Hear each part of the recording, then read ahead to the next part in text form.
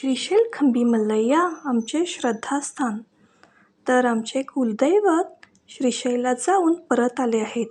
तर त्यांची आड षोडशोपचारे पूजा करून अन्नदान महाप्रसाद करतो व सर्व कत्ती फॅमिली मिळून उत्सव साजरा करतो.